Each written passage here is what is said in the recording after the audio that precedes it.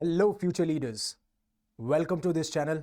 मेरा नाम है Yuvraj Singh Shekhawat and I promise you, आज के लेक्चर में जो मैं जियोपॉलिटिकल एनालिसिस करने वाला हूं उससे एक बार के लिए आपको यह जरूर बिलीव हो जाएगा कि कितना इंटरेस्टिंग है जियोपॉलिटिक्स।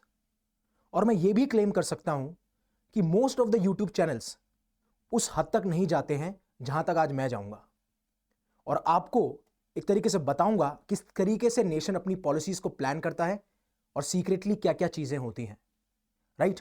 तो before starting this very interesting lecture, as I always say and always remember one thing, be a spokesperson for India. अब ट्रंप साहब ने अपने ट्रूथ सोशल मीडिया प्लेटफॉर्म पे यह कहा कि tomorrow's night will be big. अब इसके दो कंटेक्स्ट हो सकते थे। सबको यह लग रहा था कि 4 मार्च को जो कि ट्रंप जो है वो टैरिफ्स लगाएंगे चाइना पे, कनाडा पे और मैक्सिको पे। ये सबको पता था क्योंकि वो पहले ही इसका डिक्लेरेशन कर चुके थे। बट सबसे बड़ा खेल तब आया जब उन्होंने ये कहा कि अब जो यूक्रेन को मिलिट्री एड दी जाती है, यानी कि जो मिलिट्री सहायता दी जाती है, अब यूएसए वो मिलिट्री एड प्रोवाइड नहीं करेगा। यानी कि जो मिलिट्री इक्विपमेंट्स, आर्म्स और एम्यूनिशन अभी पोलैंड में पड़े हैं वो भी यूक्रेन को सप्लाई नहीं किए जाएंगे। जो अभी मूवमेंट में है, जो जाने थे, वो भी सप्लाई में नहीं किए जाएंगे। हालांकि जो यूक्रेन के देश में ही अभी जो आर्म्स और एम्यूनिशन हैं वो उनका इस्तेमाल कर सकते हैं। अब ये चीज बाहर निकल के आती है और उसके बाद में यूरोपियन कमीशन प्रेसिडेंट के द्वारा एक कमेंट आता है कि that it is time to step up. ये वो टाइम है जब हमें यूरोप को रिआर्म करना चाहिए। जिस तरीके से यूएस ने यह बोल दिया है कि अब हम यूक्रेन को मिलिट्री एड और मिलिट्री एड नहीं देंगे, राइट? ध्यान रखिएगा, मैं मिलिट्री एड की बात कर रहा हूं।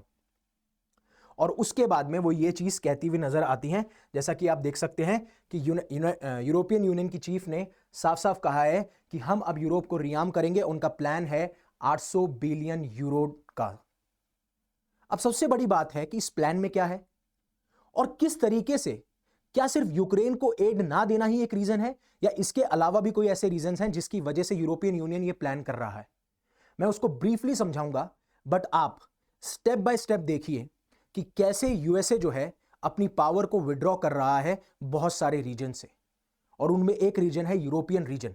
लेकिन वो कर कैसे रहा है मैं वो आपको बताऊंगा। और एट द एंड कैसे जो इटली की पीएम ने यह कहा है कि जो वेस्ट में है हमें डिविजन्स देखने को मिल रहे हैं और यह अच्छी बात नहीं है, इसका फायदा कोई ना कोई ऐसा देश उठाएगा जिसको यह पता है कि अब वर्ल्ड ऑर्डर में जो पावर हुआ करती थी यूएस की, वहां वैक्यूम क्रिएट हो चुका है, वहां पे एडवांस करते हुए आएंगे।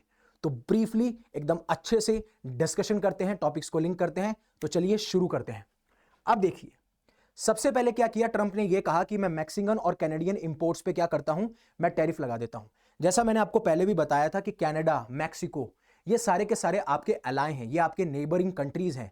अगर आप इन पे टैरिफ्स लगाएंगे तो ये आपके एडवर्सरीज बन जाएंगे। अगेन ये भी यूरोपियन नेशंस ही हैं, जो कनाडा है, जो मैक्सिको है, जो यूएसए है, ये सारे वेस्टर्न नेशंस हैं। लेकिन वहां पे यूएस क्या कर रहा है, कनाडा और मैक्सिको को अब एलाई से एडवर्सरीज बना रहा है। एक चीज का ध्यान रखिएगा। लेकिन हुआ क्या कि चाइना और कनाडा ने यह कहा है कि अगर वो हम पे टैरिफ्स लगाएंगे तो हम भी उनके ऊपर टैरिफ्स लगाएंगे। अगेन मैं आपको कनेक्ट करता हुआ दिखाऊंगा कि कैसे ट्रंप की बहुत ही शानदार पॉलिसी है। दो ऐसी चीजें हैं, दो ऐसे डायमेंशंस हैं जहां पे ये चीजें खुलती हैं, और उसके बारे में मैं बात करूंगा जब मैं पूरे वर्ल्ड मैप पे आऊंगा तब, ठीक है? और मैक्सिको भी रेडी है नेक्स्ट मूव के लिए कि हम भी आपके ऊपर रिटेलिएटरी टैरिफ लगाएंगे। अब देखिए, हर एक देश की कोई ना कोई कमजोरी जरूर होती है, और वैसे ही इन टैरिफ्स में हमें देखने को मिलेगा जिस तरीके से चाइना ने फार्म प्रोडक्ट्स पर टैरिफ लगाया है, राइट? ये चीज आपको समझनी चाहिए। लेकिन हमारा मुद्दा यह है कि किस तरीके से वो जो स्टेप ले रहे हैं उनको एलाई से एडवर्सरीज बना रहे हैं। पहली चीज आप दिमाग में रखिएगा। फिर डोनाल्ड ट्रंप ने यह बोला कि मैं अब यूक्रेन के ऊपर जो मिलिट्री एड देता था वो नहीं दे पाऊंगा। अब आपको भी पता है कि जो रशिया यूक्रेन वॉर चल रही थी उसमें यूक्रेन को जो सबसे ज्यादा सपोर्ट है, चाहे वो डिफेंस स्पेंडिंग हो, चाहे आर्म्स एंड एम्यूनिशन देना हो, वो सबसे ज्यादा यूएसए की तरफ से जा रहा था, ना कि यूरोपियन नेशन की तरफ से। तो अब जब यूएस के प्रेसिडेंट डोनाल्ड ट्रंप ने हाथ खींच लिए हैं तो यूरोपियन नेशंस एकदम क्रॉस रोड्स पे आ चुके हैं। उनके लिए बहुत डिफिकल्ट हो चुका है कि अब क्या करें। और जैसे अभी डिप्लोमेटिक क्लैश हुआ है यूएस और यूक्रेनियन प्रेसिडेंट के बीच में, वहां से तो और ज्यादा चिंता में आ चुके हैं, क्योंकि अब यूएस को कैसे लेके आए जिससे कि वो बैक करे रशिया यूक्रेन की पीस डील को। तो सबसे बड़ा डिफिकल्टी पोजीशन अभी यूरोपियन यूनियन के लिए या फिर यूरोपियन नेशंस के लिए ये है। अब एक बार के लिए एक आप चीजें समझिएगा और मैं कैसे कैसे उन चीजों को लिंक करता हूं। अब एक तरीके से यहां पे आप देख पा रहे हो कि यह है यूनाइटेड नेशन, राइट। ये है United states of America. Canada और मैक्सिको, यहां पे आपने क्या किया, यहां पे आपने टैरिफ्स लगा दिए। अब एक तरीके से तो पॉलिसी ये हो सकती है कि जो इन नेशन के साथ में ट्रेड डेफिसिट है शायद उसकी वजह से लगाए गए हों, बट मैं आपको बताता हूं कि जब भी ट्रंप थ्रेट देते हैं उनका मकसद होता है नेगोशिएशन, उनका मकसद होता है ब्रॉडर गोल। पहला गोल तो यह है अमेरिका को फर्स्ट बनाना। वो फर्स्ट कैसे बना सकते हैं, जब जो ये ट्रेड डेफिसिट में यूएस का पैसा बाकी नेशंस में जा रहा है वो पैसा बचे और वो पैसा यूएस में इन्वेस्ट हो, पहली चीज। दूसरी चीज, सबसे बड़ी इंपॉर्टेंट चीज थी कि ये चीज इसलिए की जा रही है जिससे कनाडा और मैक्सिको मान जाएं कि जो इलीगल इमिग्रेंट्स एंटर करते हैं और डेमोग्राफी चेंज करते हैं वो ना हो। और दूसरा, आपको पता है कि यहां से कनाडा मैक्सिको से ही इलीगल ड्रग ट्रैफिकिंग भी होती है, जिसमें सबसे इंपॉर्टेंट ड्रग जो है वो आपका फेंटेनाइल है। वो चाहते हैं यूनाइटेड स्टेट्स ऑफ अमेरिका कि उनकी सोसाइटी बर्बाद ना हो, इसलिए वो ऐसा कर रहे हैं। हालांकि यही सारे रीजन है, तो आपको ये पॉलिसीज भी देखनी पड़ेंगी कि उनका ब्रॉडर विजन क्या है, ब्रॉडर पॉलिसीज क्या है, और इसी तरीके से वो चीजें करते हुए आए हैं, पहली चीज। एक और चीज इसमें यह है कि यूनाइटेड स्टेट्स ऑफ अमेरिका यह भी चाहता है कि उनका डोमेस्टिक कंजम्पशन बढ़े। जब इनके प्रोडक्ट्स मार्केट में घुसते हैं तो इनकी जो मैन्युफैक्चरिंग इंडस्ट्रीज हैं, इनकी जो इंडस्ट्रीज हैं वो इतनी कॉम्पिटिटिव नहीं रहती, तो चाहते हैं कि डोमेस्टिक कंजम्पशन बढ़े, उससे लेबर बढ़े, अमेरिका को जॉब मिले, अमेरिका का पैसा जनरेट हो। लेकिन साथ साथ में एक तीर से दो निशाने हैं कि जो इलीगल इमिग्रेंट्स आ रहे हैं, इलीगल ड्रग ट्रैफिकिंग हो रही है, वो खत्म हो। अब ये वाला जो रीजन है आपका लैटिन अमेरिका वाला रीजन या सेंट्रल अमेरिका वाला रीजन, जहां पे आपका ग्वाटामेला देख लो, एल सल्वाडोर देख लो, बोलिविया देख लो, पेरू देख लो, चिली देख लो, यहां पे जो फॉरेन एड पहले दी जाती थी जिससे कि इन लोगों के साथ में हमारे रिश्ते किया जा सकें, वो डिपार्टमेंट ऑफ गवर्नमेंट एफिशिएंसी जिसको लीड किया जा रहा है ट्रंप के द्वारा, उसको बंद करवा दिया गया है। तो यहां से भी क्या करा, यूएस ने अपने आप को विड्रॉ कर लिया है। फिर उसके बाद में यहां पे फॉरेन एड दी जाती थी, चाहे वो पब्लिक हेल्थ के लिए हो, एजुकेशन के लिए हो, इंफ्रास्ट्रक्चर के लिए हो, चाहे अच्छे रिलेशन बन रहे, अब वहां से भी खींच लिया है। तो इससे एक प्रेसिडेंट सेट होता है कि यूएस प्रेसिडेंट अगर आपको अब एड देंगे तो उसका कोई ना कोई फायदा तो होगा उनके, मतलब कि ऐसा नहीं होगा कि सिर्फ आपको एड दे दी ह्यूमैनिटेरियन इंसानियत पर्पस से, ऐसा नहीं होता, ये नहीं होगा। अब ये होगा कि अगर वो कुछ कर रहे हैं तो उसके बदले उन्हें भी कुछ चाहिए, इसीलिए यूक्रेन के साथ में वो मिनरल डील साइन करना चाहते हैं जिससे कि उनको मिनरल का एक्सट्रैक्शन मिले, वहां से रेवेन्यू आए और चाइना पे कम डिपेंडेंसी हो। इसीलिए वो चाहते हैं कि मैं एड दूंगा तब मुझे ये चाहिए, ऐसा हमें प्रेसिडेंट सेट होगा। और उसका एग्जांपल आपको मैंने अभी बता दिया और ये आप देख भी रहे हैं। अब यहां से वो अपने आप को विड्रॉ कर रहा है, ठीक है। अब यूरोपियन नेशंस को 2018 में भी उन्होंने ये कहा था कि अगर आप, और यहां तक आ चुके थे कि वो नेटो की मेंबरशिप से विड्रॉ करने वाले थे, कि अगर आप 2% ऑफ अवर जीडीपी अगर आप डिफेंस स्पेंडिंग में नहीं करेंगे, अगर आप खर्चा नहीं करेंगे नेटो के अंदर, तो मैं इससे विड्रॉ कर लूंगा। क्योंकि आपको भी पता है सिग्निफिकेंट लेवल पे जो यूएस है वो ज्यादा डिफेंस स्पेंडिंग करता है, वो ज्यादा कंट्रीब्यूट करता है when it comes to NATO, चाहे वो ट्रूप स्टेशनिंग में हो, चाहे वो ट्रूप्स के डिप्लॉयमेंट में हो, चाहे वो मिलिट्री स्पेंडिंग में हो। ये चीज आपको दिमाग में रखनी पड़ेगी। तो यहां पे बोला कि यूरोपियन नेशंस को ही अपनी सिक्योरिटी खुद संभालनी है, और ये एक और बड़ा डायलेमा है यूरोपियन नेशंस के लिए। एक तो पहले यूक्रेन को बैकिंग नहीं मिल रही, दूसरा आपने बोला कि भाई आप अपनी सिक्योरिटी खुद ही संभालो, इस वजह से रीआर्म प्लान लाया जा रहा है। बट अगर मैंने पहले लेक्चर में बताया था कि अगर यूएसए यहां से अपने आप को विड्रॉ कर लेता है, राइट, तो अपनी पावर कम कर लेगा। और फिर क्या है, रशिया और चाइना जिनकी खुद की पॉलिसी यह है कि अपने पावर को एक्सटेंड कीजिए, चाहे से वो टेरिटरीज को एक्वायर करना हो, कॉन्कर करना हो, या फिर अपना इकोनॉमिक इन्फ्लुएंस दिखाना हो। जैसे चाइना का आपको, रशिया और चाइना का आपको टेरिटोरियल एक्सपेंशन देखने को मिलता है, कितने एग्रेसिव रहते हैं वो। दूसरा जो उनकी इकोनॉमिक डोमिनेंस है वो आपको देखने को मिलती है when it comes to Russia का आपका डिफेंस इक्विपमेंट की सप्लाई हो गई, और चाइना की आपकी जो ग्लोबल सप्लाई चेन्स है उनमें सबसे बड़ा हिस्सा हो गया। क्यों? क्योंकि इनके पास में 75% of raw rare earth minerals हैं, और इसीलिए दूसरा फैक्टर यूक्रेन का बन जाता है कि यूक्रेन के मिनरल्स इसलिए यूएस को चाहिए जिससे कि चाइना पे डिपेंडेंसी कम हो। लेकिन यह भी तो हो सकता है कि इस पावर वैक्यूम को जानबूझ के वैक्यूम छोड़ा जा रहा है। यूनाइटेड स्टेट्स चाहता है कि अब वो यूएस पे ध्यान दे, यूएस की सिक्योरिटी पे ध्यान दे, इसलिए अपने ट्रूप्स खींच रहा है, इसलिए अपनी एड खींच रहा है, इसलिए अपनी कॉन्ट्रीब्यूशंस खींच रहा है, पहली चीज। और दूसरी चीज, शायद अब उसका जो मेन एम है वो चाइना के ऊपर हो, वो चाइना को कैसे काउंटर कर सके। इसीलिए तो यूक्रेन के साथ में मिल डील साइन हो रही है, मिनरल डील साइन हो रही है, जिससे कि चाइना पे डिपेंडेंट ना रहना पड़े रॉ अर्थ मिनरल्स के लिए। इसीलिए तो ये जो पैसा लगा रखा है, डिफेंस स्पेंडिंग लगा रखी है, यूनाइटेड स्टेट्स ऑफ अमेरिका पे लगे, राइट। ये वाला पॉलिसी गोल भी हो सकता है उनका, जो कि सबसे इंपॉर्टेंट है। यहां तक आपको बात समझ में आ गई होगी। अब ये देखिए कि यहां पे आपको दिखेगा कि कहां कहां पे यूएस जो है, यूएस के बेसेस और यूएस की फोर्सेस आपको देखने को मिलती हैं। ये आप जो प्लेन देख पा रहे हैं, जैसे कि यहां पे देखिए यूनाइटेड किंगडम में, ये देखिए ये सारे क्या है, एयर बेसेस हैं। यहां पे जर्मनी में देखिए, फिर उसके बाद में आप यहां देखिए, फिर यहां देखिए, ये देखने को मिल रहा है। और ये जो है ये यूएस पर्सनल है, ये व्हाइट व्हाइट जो डॉट है यूएस पर्सनल। नॉर्वे में क्या है, एक पे 1000 है, 38 पे 700 है, 1000 है, 14000 है, 150 है, ये सारे यूएस के मतलब, और न्यूक्लियर वेपन स्टोरेज साइट भी है। ये देखिए, ये न्यूक्लियर वेपन स्टोरेज साइट भी है, राइट। ये सारी की सारी चीजें आपको देखने को मिलेगी कि यूरोप में इस तरीके से इनकी प्रेजेंस है, और इतना आसान भी नहीं है कि अपनी प्रेजेंस को ये विड्रॉ करके ले जाएं। आपको चीजें समझ में आ गई होंगी।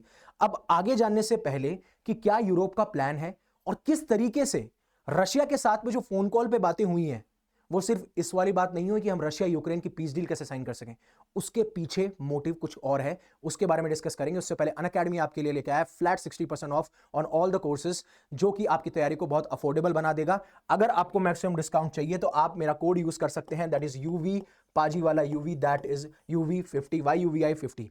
आगाज 2027 में मैं साइंस टेक एनवायरमेंट की 6 to 12 की एनसीईआरटीज कवर करा चुका हूं। मेरा इकोनॉमिक्स का कोर्स आ रहा है जिसमें 9 से 12 की एनसीईआरटीज को मैं कवर कराऊंगा। अगर आप इस कोर्स में एनरोल होते हैं तो आपको डिस्क्रिप्शन में लिंक मिल जाएगा, किसी भी कोर्सेज के लिए आप मेरा कोड यूज कीजिएगा। बाकी एक बैच में आप एक्सेस लेते हैं तो आपको बाकी सारे बैचेस का एक्सेस मिल जाएगा। वैसे ही अगर आप सीसेट में अंडर कॉन्फिडेंट है, आपको लगता है आपकी तैयारी नहीं हुई है, आप GS1 में ज्यादा तैयारी करना चाहते हैं, तो आप 2999 में क्या कर सकते हैं, इस कोर्स को परचेज कर सकते हैं, जो कि मधुकर कोटावे सर ने बनाया है। अब देखिए, ये फैक्टर तो आपको समझ में आया कि यूएस किस तरीके से डिसएंगेजमेंट कर रहा है। लोगों को लग रहा है कि वैक्यूम क्रिएट हो रहा है, बट शायद हो सकता है कि वो यूएस की सिक्योरिटी पे और चाइना के ऊपर ज्यादा काउंटर कर सकता है। बट अगला है कि जिस तरीके से यूएस रशिया की तरफ इंक्लाइन कर रहा है, ये भी बहुत बड़ी दिक्कत हो चुकी है। किसके लिए? यूरोपियन नेशंस के लिए। क्योंकि देखिए, कोई भी कंफ्लिक्ट अगर इस रीजन में होता है तो एक बहुत बड़ा ब्रॉडर कंफ्लिक्ट बन जाता है। ऐसा ही यूके ने अंडरएस्टिमेट किया था जब 1939 के अंदर जर्मनी ने इन्वेड कर दिया था पोलैंड के अंदर, और उस टाइम पे यूके को लगा कि ये तो जो वॉर हो रही है वो बहुत दूर है, हमारे यहां तक नहीं आएगी। लेकिन उसके बाद में वर्ल्ड वॉर 2 का हिस्सा यूके भी बन जाता है, और उनको आज भी पता है कि अगर हमने रशिया और यूक्रेन की पीस डील नहीं करवाई तो कहीं ना कहीं इसके ब्रॉडर रेपरकशंस हमें देखने को मिलेंगे, बहुत नेगेटिव इंपैक्ट हमारे रीजन में देखने को मिलेंगे, और हम अभी नहीं चाहते हैं। हम चाहते हैं पीस रहे, हम चाहते हैं कि ये चीज डील साइन हो जाए, इसलिए यूरोपियन नेशंस यूक्रेन को बैक कर रहे हैं, राइट। और अगर एक बार अगर वो रशिया की साइड चले गए, जैसे यूएस रशिया की साइड गया है, और आपको बताऊंगा कि अभी यूएस रशिया की साइड क्यों गया है, तो ऐसा होगा कि हम लेजिटिमाइज कर रहे हैं, हम जस्टिफाइड कर रहे हैं कि जो रशिया एग्रेशन दिखा रहा है, जो चाइना एग्रेशन दिखा रहा है, तो ये जस्टिफाइड है, और ऐसा फिर एक प्रेसिडेंट सेटअप हो जाएगा, और फिर बाकी नेशंस भी ऐसा करते हुए दिखाएंगे जिनके पास में ये मादा होगा। ठीक है, आपको यहां तक समझ में आया? अब आपको सबको पता है कि जब ट्रंप सरकार में आते हैं तो वो फरवरी के अंदर प्रेसिडेंट जो है, क्या नाम है आपके रशिया के, व्लादिमीर पुतिन, उनसे बात करते हैं। सबको लगता है कि कहीं ना कहीं ये रशिया यूक्रेन वॉर से बात हो रही थी, लेकिन अब अगर रिपोर्ट्स की माने तो वहां पे वो ये बात कर रहे थे कि किस तरीके से रशियन गवर्नमेंट हेल्प कर सकती है उनको ईरानियन गवर्नमेंट के साथ में कम्युनिकेशन सेटअप करने में। अब आप पूछेंगे कि ईरानियन गवर्नमेंट के साथ में क्यों कम्युनिकेशन सेटअप करना है? अरे भाई, पहली चीज, ईरानियन गवर्नमेंट जो है वो न्यूक्लियर एनरिचमेंट प्रोग्राम चला रही है। आने वाले टाइम पे, कुछ ही टाइम पे, वो उनके पास में इतना एनरिच कर लेगी वो यूरेनियम को कि वो न्यूक्लियर वेपन्स बना पाए, जो कि उस पर्टिकुलर पूरे रीजन के लिए खतरा होगा। और सेकंड बात, जिस तरीके से इजराइल और हमास की वॉर चल रही है, और उसके अंदर अभी तो सीजफायर लगा हुआ है, लेकिन अभी सेकंड फेज जो है उसके बारे में बात होगी। लेकिन सबसे इंपॉर्टेंट है कि ईरान की ही वो एंटी यूएस प्रॉक्सीज हैं, चाहे वो हमास हो, चाहे वो हिजबुल्लाह हो, हाउदीज हो, उसके बारे में मैं बताता आया हूं। ये सारे ईरान के एग्जिस्ट ऑफ रेजिस्टेंस का हिस्सा हैं, जो कि काउंटर करते हैं किसको? यूएस को, और यूएस की एलाई को, दैट इज इजराइल। तो अगर रशिया हेल्प करता है इस मीडिएशन के अंदर, तो ईरान का जो न्यूक्लियर एनरिचमेंट प्रोग्राम है उसमें भी कमी आ सकती है, और जो एंटी यूएस प्रॉक्सीज का ईरान इस्तेमाल करता है उसको भी कंट्रोल किया जा सकता है। इसलिए वो रशिया के साथ में फोन कॉल पे थे, और इसलिए अब रशिया जो डिमांड कर रहा है वो चीज हो रही है। मैं आपको बताता हूं कैसे। अब देखिए, यूएस और रशिया के जो ऑफिशियल्स हैं वो सऊदी अरेबिया में मिलते हैं। लोगों को लगा रशिया यूक्रेन की बात हो रही है, नहीं, यहां पे भी इंपॉर्टेंट बात हुई थी ईरान के न्यूक्लियर एनरिचमेंट प्रोग्राम को लेके, और कैसे ईरान जो एंटी यूएस प्रॉक्सीज को सपोर्ट करता है उस चीज को धीरे धीरे धीरे मॉडरेट किया जा सके। अब जब उन्हें पता लगा कि यूक्रेन की मिनरल डील साइन नहीं हो रही है, तो पुतिन ने पहले भी रेयर अर्थ मिनरल्स ऑफर किए थे जो उनकी जमीन पे हैं, साथ साथ में उन्होंने जो भी यूक्रेनियन टेरिटरी को ऑक्यूपाई किया है उस जमीन पे भी है, जो उनका ईस्टर्न रीजन है, डोनेट्स्क वाला, लुहांस्क वाला, वो वाला रीजन, राइट। तो मैं अभी भी देने को तैयार हूं। और उसके बाद में आपको एक और चीज बताऊं कि सबसे बड़ी इंपॉर्टेंट बात, जो आपके रशिया के प्रेसिडेंट हैं, उन्होंने ये बोला कि अगर आपको हमारे साथ में रिश्ते नॉर्मलाइज करने हैं तो आपको हम पे से सैंक्शन हटाना पड़ेगा। और उसके बाद में एक रिपोर्ट निकल के आती है कि आने वाले टाइम पे व्हाइट हाउस जो है वो सैंक्शंस को धीरे धीरे खत्म करता हुआ जाएगा। मानिए कि अब रशिया जो डिमांड कर रहा है, जो रशिया जो ऑफर कर रहा है, आप मान रहे हो। क्यों? क्योंकि अब आपके भी वेस्टेड इंटरेस्ट हैं। आपको ये चीज समझनी पड़ेगी, ये लिंक सेटअप करना पड़ेगा, जो कि बहुत ज्यादा इंपॉर्टेंट है। अब आपको समझ में आया होगा। और यहां तक कि यह भी रिपोर्ट निकल के आ रही है कि यूएस के डिफेंस सेक्रेटरी ने यह बोला है कि जो भी साइबर ऑपरेशन रशिया के खिलाफ चल रहे थे उसको हम पॉज करते हैं, उसको हम बंद करते हैं। ये सारे स्टेप्स लिए जा रहे हैं जिससे यूएस और रशिया का रिलेशनशिप अच्छा हो। और मैंने आपको बताया, यूएस एडमिनिस्ट्रेशन जब ट्रंप के हाथ में हो और अगर वो कोई काम कर रहे हैं तो उसका सीधा सीधा मतलब है कि उन्हें भी उस चीज से कोई फायदा हो रहा है, चाहे से वो यूक्रेन की मिनरल डील करना हो और अब चाहे से वो रशिया के साथ अपने रिश्ते सुधारना हो। और सबसे इंपॉर्टेंट बात कि यूरोपियन नेशंस के साथ में वो कैसे गेम खेल रहे हैं उसके बारे में बात करेंगे। फिर उसके बाद में डोनाल्ड ट्रंप से ये पूछा गया कि क्या ज़ेलेंस्की जाएंगे, तो उन्होंने ये बोला कि if somebody doesn't want to make a deal, यानी कि अगर कोई हमसे डील नहीं करना चाहता तो वो काफी टाइम तक रहेगा भी नहीं। यानी कि ये अंदेशा दे रहे हैं कि अगर यूक्रेनियन प्रेसिडेंट ये अप्रिशिएट नहीं करते कि यूनाइटेड स्टेट्स ने उनके लिए क्या किया है, वो थिक एंड थिन में खड़े रहे हैं, आपको हमेशा से हमने सपोर्ट किया है, आपके हमेशा हमने स्टैंड लिया है, रशिया ने जो इन्वेड किया वो अगर एडवांस कर जाते तो आपका पूरा देश अभी तक तबाह हो चुका होता, अभी आप क्या नाम है उसको रूल मतलब आप उसके डेमोक्रेसी नहीं चला रहे होते। और वैसा ही एलन मस्क ने ये कहा कि अब तो इलेक्शन करवा लेने चाहिए। और जिस तरीके से अभी बोलते हैं कि ज़ेलेंस्की की जो अप्रूवल रेटिंग है, यानी कि वहां जो मासेस हैं वो ज्यादा सपोर्ट नहीं करती हैं यूक्रेन की और वो हार जाएंगे। अब आपको पता है कि 2019 में यूक्रेन में इलेक्शंस हुए थे जिसमें कि जो यूक्रेनियन प्रेसिडेंट है वोलोदिमिर ज़ेलेंस्की वो जीतते हैं विद 73% वोट, ये आप दिमाग में रखिएगा। और फिर उसके बाद में रशिया इन्वेड कर जाता है जिसकी वजह से इन्हें अपना टर्म प्रोलॉन्ग करना पड़ता है, लंबा करना पड़ता है और इस साल उनका आखिरी साल है। और यही चीज एलन मस्क अब दोबारा कहते हुए नजर आ रहे हैं कि एलन मस्क बोलते हैं ज़ेलेंस्की की जनता से या ज़ेलेंस्की यूक्रेन से कि आपको ज़ेलेंस्की को हटा लेना चाहिए। आप समझ रहे हैं मेरी बात? एक तरफ अगर आप डील नहीं साइन करना चाहते तो हम आपको, अब आप काफी टाइम तक नहीं रहेंगे, वहीं एलन मस्क अर्ज भी कर रहे हैं कि अब तो इलेक्शंस हो जाने चाहिए।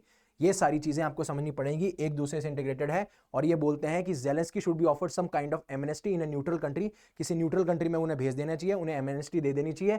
क्यों? इन एक्सचेंज फॉर कि भाई वो पीसफुल ट्रांजिशन कर सके, यूक्रेन में डेमोक्रेसी ला सके। और मेरा कहना है कि इलेक्शन अगर होते हैं तो वो लूज करेंगे and that is my advisory to him. ठीक है, वो ये चीज भी कहते हैं कि ज़ेलेंस्की जो है इनोसेंट यूक्रेनियंस को भेज रहे हैं to die in his meat grinder so he can stay in power. तो ये सिर्फ पावर और पॉलिटिक्स का गेम है। फिर इटली की पीएम जॉर्जिया ये कहती है कि अगर डिवीजन वेस्ट में होता है तो कहीं ना कहीं ये फेटल होगा, ये डेंजरस होगा। अब कैसे डिवीजन वेस्ट में हो रहा है कि यूनाइटेड स्टेट्स ने कनाडा और मैक्सिको पे टैरिफ लगा के क्या किया, उनको थोड़ा अलग किया। अब जो कनाडा और बाकी जो नेशंस है, कनाडा है या फिर तुर्की है, ये सारे के सारे यूक्रेन के प्रेसिडेंट को सपोर्ट कर रहे हैं। इवन आपको पता है कि अभी यूरोपियन लीडर्स की लंदन में एक सिक्योरिटी समिट हुई थी, वहां पे भी उन्होंने ये डिसाइड किया कि क्या करेंगे। पहली चीज कोएलिशन फॉर विलिंग बनाई, जो कि एक टेम्पररी इंटरनेशनल पार्टनरशिप है जिसके तहत वो कोई भी एक ऐसा मुद्दा जो चल रहा है उसको सॉल्व करने की कोशिश करेंगे जिससे कि वो आपके पॉलिटिकल, मिलिट्री और डिफेंसिव गोल्स को अचीव कर पाए। पहला मुद्दा ये है कि पीस डील साइन हो यूक्रेन के साथ में, और उन्होंने भी ये चीज, रशिया के साथ में यूक्रेन की, और उन्होंने चीज ये एक्नॉलेज की है, जैसे वो ज़ेलेंस्की हो या फिर वो आप कह सकते हैं यूरोपियन लीडर्स हों, उन्हें पता है कि यूएस की बैकिंग के बिना ये सब कुछ नहीं होगा। बट जिस तरीके से यूएस एक साइड खड़ा है और वो रशिया के साथ जा रहा है, इन रीजन से डिसंगेज कर रहा है, रशिया के साथ में वो अलाई बनता जा रहा है, उस तरीके से अब जो वेस्टर्न नेशंस हैं, यूरोपियन लीडर्स एक तरफ और यूएसए एक तरफ, लेकिन यूएसए की बैकिंग भी बहुत ज्यादा इंपॉर्टेंट है और ये कहीं ना कहीं इसका फायदा उठाया जा सकता है, जिसके बारे में इटली की पीएम जॉर्जिया मेलोनी कहती हैं। और वो ये भी साफ साफ कहती हैं कि हमें एक ऐसा समिट रखवाना चाहिए जिसमें यूरोपियन लीडर्स एक साथ हों, यूएसए एक साथ हो, यूएसए का एडमिनिस्ट्रेशन एक साथ हो, जिससे कि हम जो डिविजन्स हो सकते हैं वो डिविजन्स ना हो और हम एक साथ मिलकर रहें, बिकॉज वही हमारी ताकत है। और अगर ऐसा नहीं होता है तो कहीं ना कहीं रशिया और चाइना इसका फायदा उठाते हुए नजर आएंगे। और इसी वजह से यूरोपियन यूनियन जो है वो 841 बिलियन का यूरोप को रियार्म करना चाहती है, जिससे कि वो यूक्रेन को सपोर्ट कर सके। एंड उन्होंने कहा कि this is the time to step up, तो वो ये चीज करती हुई नजर आ रही है। अब इसके अंदर क्या होगा, ज्वाइंटली वो क्या करेंगे, एक तो इसमें क्या होगा कि यूरोप की जो डिफेंस कैपेबिलिटीज है उसको स्ट्रेंथन किया जाएगा, ठीक है।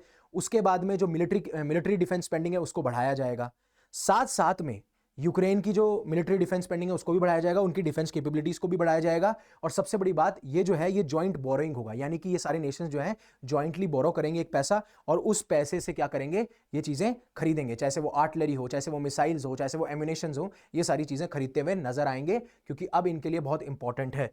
अब आपको एक चीज समझनी पड़ेगी, कि यूएसए मतलब यूनाइटेड स्टेट्स में स्पेशली डोनाल्ड ट्रंप को देखिए, जब उन्होंने ये धमकी दी कि मैं नेटो से निकल जाऊंगा 2018 के अंदर, आप 2% अपनी डिफेंस स्पेंडिंग बढ़ा लीजिए, तब शायद कुछ कुछ नेशंस ने 2% स्पेंडिंग बढ़ाई भी, लेकिन अभी भी 8 से 10 नेशन ऐसे हैं जिन्होंने अभी तक डिफेंस स्पेंडिंग नहीं बढ़ाई है। ठीक है, अब उन्हें लगा कि अब मैं ऐसा क्या पत्ता खेलूं, तो उन्होंने साफ साफ यूरोपियन नेशंस को कह दिया कि अब आप संभालो यूरोपियन सिक्योरिटी को, मुझको कोई फर्क नहीं पड़ता। और अब जब पहली चीज तो इस बात को शायद वो क्लेम ना करें कि जिस तरीके से उनके आर्मी बेसेस हैं, जिस तरीके से उनके एयरफोर्स स्टेशन है, जिस तरीके से उनके न्यूक्लियर स्टोरेज साइट्स हैं, शायद ये बिलीव ना हो, लेकिन जिस तरीके से वो अब रशिया के साथ में अलाई कर रहे हैं, तो कहीं ना कहीं ये सिग्नल देने की कोशिश कर रहे हैं यूनाइटेड स्टेट्स ये देखने की कोशिश कर रहा है कि आप अपनी सिक्योरिटी को खुद संभालिए। और उसी वजह से शायद यूनाइटेड स्टेट्स ऑफ अमेरिका यानी कि डोनाल्ड ट्रंप का ये प्लान सक्सेसफुल हो रहा है, जिसकी वजह से अब यूरोपियन नेशन जो हैं वो अपनी मिलिट्री स्पेंडिंग को बढ़ा रहे हैं, अब अपनी डिफेंस कैपेबिलिटीज को बढ़ा रहे हैं, अब वो एक प्लान लेके आ रहे हैं जिसका नाम रियाम है, और शायद वो इनडायरेक्टली वही चाहते हो। तो एक तरफ से यूरोपियन सिक्योरिटी गारंटी छोड़ के उन्होंने क्या किया, उन्होंने यूरोप को बोला कि अब आप बढ़ाओ, और वो कर भी रहे हैं। वो अब नेटो की डिफेंस स्पेंडिंग भी बढ़ा रहे हैं, वो अपनी स्पेंडिंग भी बढ़ा रहे हैं, और आने वाले टाइम पे देखिएगा 3 to 3.5% ऑफ जीडीपी जो है उनका खुद के नेशंस की डिफेंस स्पेंडिंग पे जाया करेगा, क्योंकि पहले यूरोपियन नेशंस इतना स्पेंड नहीं करते थे, और यही प्लान है उनका। राइट, ये चीज आपको समझनी चाहिए। राइट, ये सारी चीजें हैं। तो एक तरफ अगर अपने आप को यहां से निकाल लिया, तो अब आप चाइना को भी काउंटर कर पाओगे, रशिया के साथ अच्छा रिलेशन बना लिया, तो आप क्या कर पाओगे, ईरान और जो इजराइल हमास की वॉर है उस चीज को भी सॉल्व कर पाओगे, और यूरोपियन सिक्योरिटी जो नेटो की बात थी उस नेटो को भी आपने कर दिया सही, और उसके बाद में यूरोपियन सिक्योरिटी अपना खुद संभाले। राइट, लेकिन यूक्रेनियन प्रेसिडेंट की सबसे बड़ी डिमांड ये थी कि मैं अभी भी रिजाइन कर दूं, आप नेटो मेंबरशिप दे दो, मैं अभी भी रिजाइन कर दूं, आप पीस डील साइन कर दो, क्योंकि आपको पता है कि 2014 में रशिया ने क्रीमिया को एनेक्स किया था, और उसके बाद में 2019 में जब पीस डील साइन हुई थी, सीजफायर डील साइन हुई थी, मर्कल जर्मनी चांसलर मर्कल थी, मैक्रोन थे, ये सारे लोगों के साथ में डील साइन हुई, लेकिन उसके बाद में भी रशिया ने इन्वेड किया। इसीलिए यूके ने 4 स्टेप प्लान बनाया, इसीलिए जो यूक्रेन के प्रेसिडेंट है वो ये कहते हैं कि हमें फुल फाइनल सिक्योरिटी गारंटी दो, इस तरीके से डील बनाओ कि अब रशिया इन्वेड ना कर पाए और आप हमारे साथ में खड़े रहेंगे। और यही यूके ने बोला कि मेरा मकसद यही है कि यूक्रेन की जो डिफेंस कैपेबिलिटीज है उसको बढ़ाया जाए, इसीलिए उन्होंने 5000 एयर डिफेंस मिसाइल के लिए पैसा उन्हें दिया, $2 बिलियन खर्चा करने के लिए उन्हें पैसा दिया, जिससे कि यूक्रेन जो है जब टेबल पे बैठे तो उसकी पावर जो हो वो ज्यादा मजबूत हो, वो मतलब कि सिर्फ एक ऐसा वीक डील ना हो जिसमें वो सिर्फ जो टर्म्स हैं, जो कंडीशन है वो एक्सेप्ट कर रहा है, वो पोजीशन ऑफ स्ट्रेंथ से डील करे। ये सारी चीजें थी। तो होपफुली आपको समझ में आया होगा जो भी मैंने बताया है। अगर आपको अच्छा लगा तो प्लीज लाइक कीजिए, शेयर कीजिए, सब्सक्राइब कीजिए। ऐसे ही Unacademy all India mock test लेके आया 9 मार्च 2025 को, आप डिस्क्रिप्शन में जाके अपने आप को रजिस्टर करा सकते हैं। Thank you very much for listening to me, giving me your precious time. Stay safe, stay happy and शब खैर।